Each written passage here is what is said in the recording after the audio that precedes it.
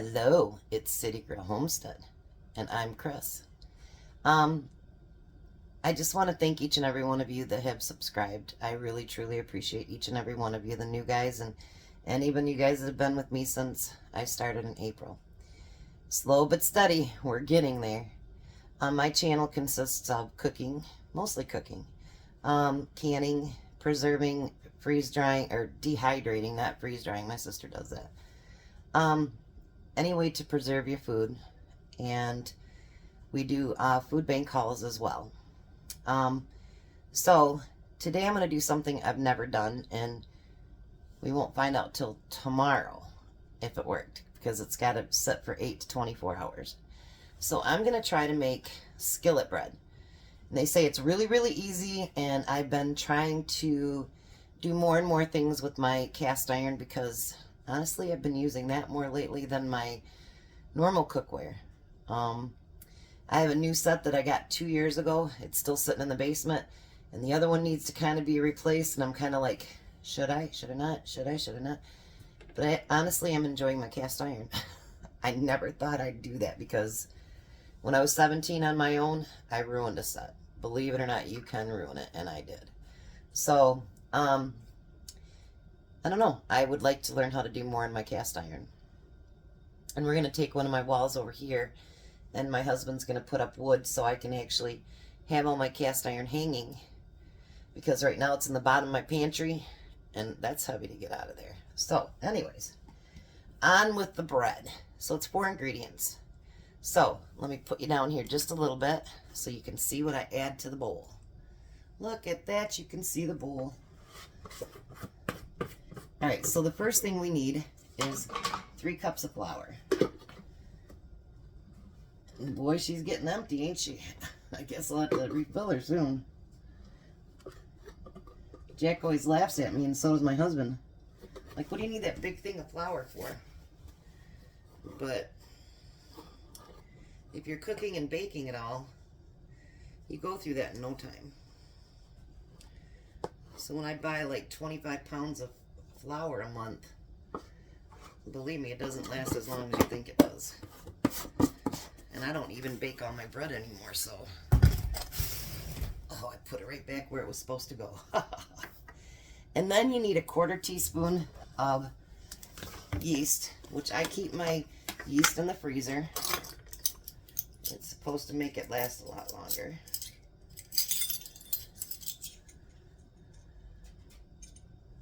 So we're going to do a 1/4 teaspoon of yeast. And then we need a 1.5 teaspoons of salt.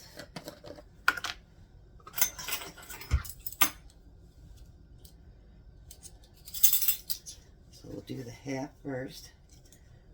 Might as well just use the half. Look at that. And the guy I watch says it's no touch, which I'm good with that too. And then you need 12 ounces of water, which is about almost 1.5 cups. Pour it all in there. And then you're going to stir from the outside in.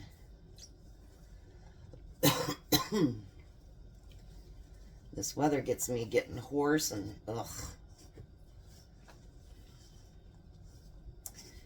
My grandson, we have swim classes again tonight. So I hope it doesn't get too awfully bitter cold. It's snowing out there right now and it's nasty.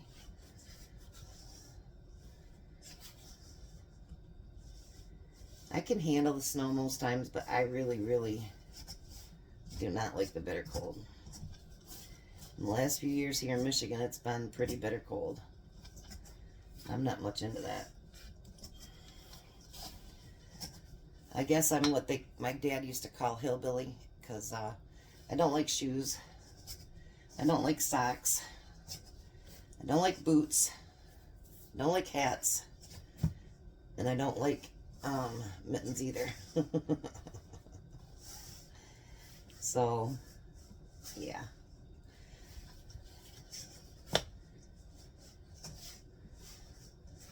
I don't know about this no touch thing. I'm not buying it.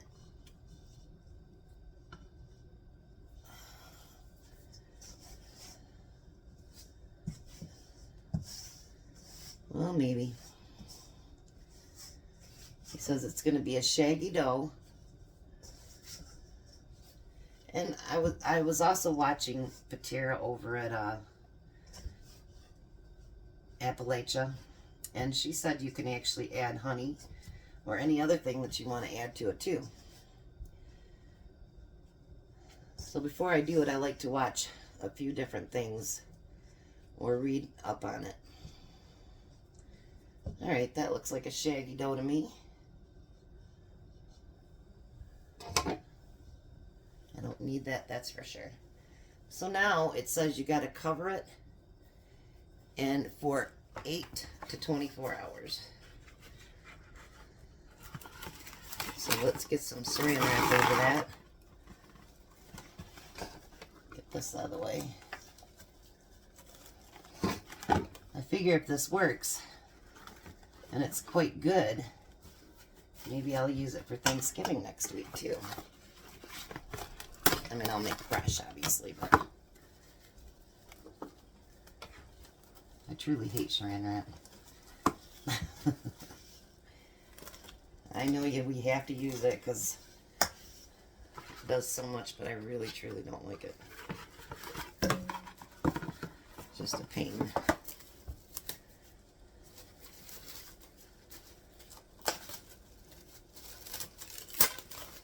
And I just ruined that piece completely. Aren't you guys glad I don't edit? Then you get to see all the messes that I make. I don't know how to edit, so I guess you guys will always have to put up with my mistakes so I learn how to. Alrighty. So that looks pretty covered to me. So I'm going to leave it out here in the kitchen. There's what it looks like. And I'm going to let it set 8 to 24 hours. Because you basically want it to double. And then you're going to let it rise again and double again. So we will see in a few hours how it looks, I guess. Doesn't look like that'd be just a tasty bread, does it? But anyways, I will be back. And again, I want to thank everybody for sticking around, and I feel very honored and blessed that you take the time out of your day, and some of you every single day, which I appreciate more than you know. I just want you guys to know that I really, truly appreciate you. You're amazing. We have an amazing group here. I will be back. Good morning. It's about 16 hours later, and this is what the bread dough looks like after it's been setting. So we're going to take the plastic off,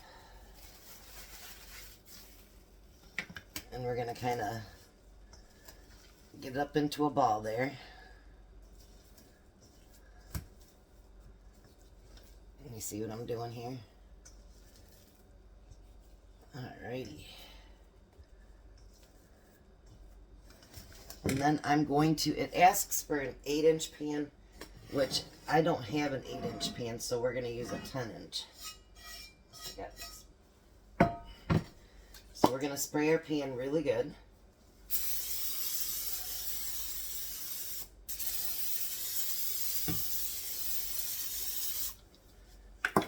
And then we're just going to drop that dough in there.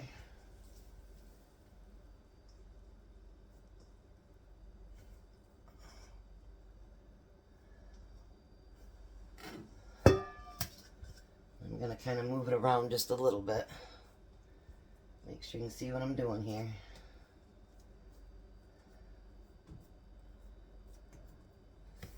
Alright, and then you're going to take a clean towel and you're going to lay it over top of that, and you're going to let it rise for another 30 minutes. And then you're going to put it in the oven for 30 to 40. So I'll be back in 30 minutes so we can look at it again. Alrighty, so it's been rising for about 35 minutes actually. And I don't know if I just didn't do something right, but it didn't double like they said it would. So now it's going to be in the oven, and it's 400, not 350, sorry. It's going to be in the oven for 30 to 40 minutes. So we will see how this turns out. hopefully it turns out good. See you guys back in a few minutes. Alright, so we're back. It doesn't turn out to be the prettiest of breads, but it did rise a little bit in the stove too.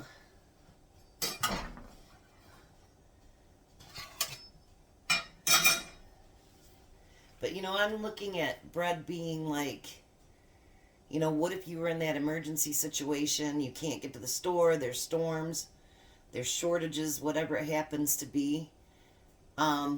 So this is the bread. I think it'll be awesome. And next time, maybe, I don't know, we'll see how I did. And but I'm pretty proud of myself because it's still hot, so I might put a little bit of butter on it. But there's my loaf of bread inside of my cast iron. You guys have a blessed day. Thought I'd bring you back for one quick second. I couldn't help myself. I cut off a little tiny piece and put some butter on it. It is delicious. Hot, but delicious. Just letting you know.